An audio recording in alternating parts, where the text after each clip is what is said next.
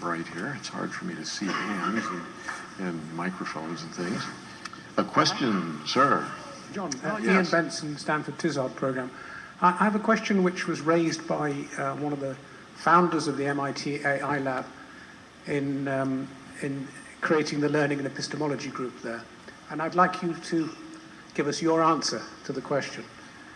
The question was, are we teaching young children about mathematics, or are we teaching them to be mathematicians? There's a question. I think he asked you. You asked me. I'm asking both of you. Not going to let me duck, huh?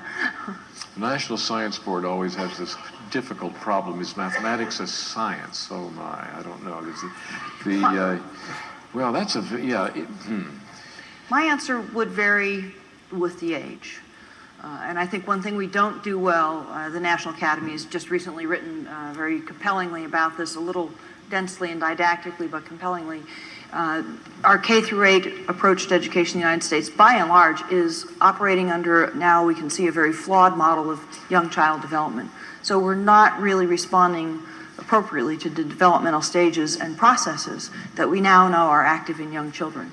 So there is, this would now be my paraphrase, I think there is a spectrum of ages, preschool up to, I would say, probably grade 3, where it's probably fair to say you're teaching them about mathematics and about numbers and relationships and balances as things they will experience in multiple guises throughout their entire life.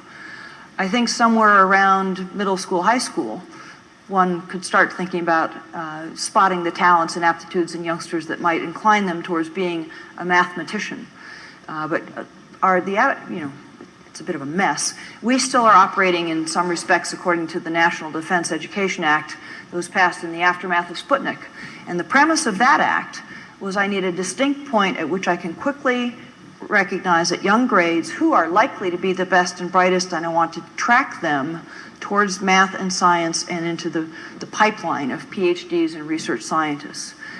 The rest of you guys, I don't actually care what you do or where you go, and my presumption is not going to get much and not going to need much in the way of a science education. That premise, now lost from our view and not carefully criticized or thought through for many, many years, is not going to serve us well in the century that we're currently in. There have been a stack of reports in the United States, at least about this tall, going back to 1983, that do dissect the flaws of that premise and point a different way forward. We've not managed to actually give most of those recommendations much traction. By contrast, if you take the mid-'80s, early '80s Dutch curriculum that was based entirely on stages of development, levels of abstraction, there were a series of boundaries at which, partially by age, partially by the child's individual characteristics, a certain level of abstraction could be reached, so that there was England then, in some sense, copied this for the British curriculum. I don't know, creatively interpolated this.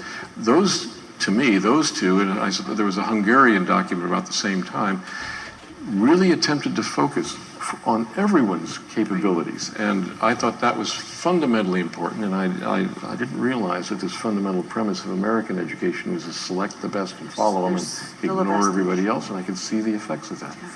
And I think this is doing mathematics and becoming a mathematician. That's a pathway that's very rarefied in some sense. And so, but the characteristics of understanding argument, I think, are those that are fundamental for all of us. Right. So, more questions? We didn't solve that issue, but we discussed. Have one here.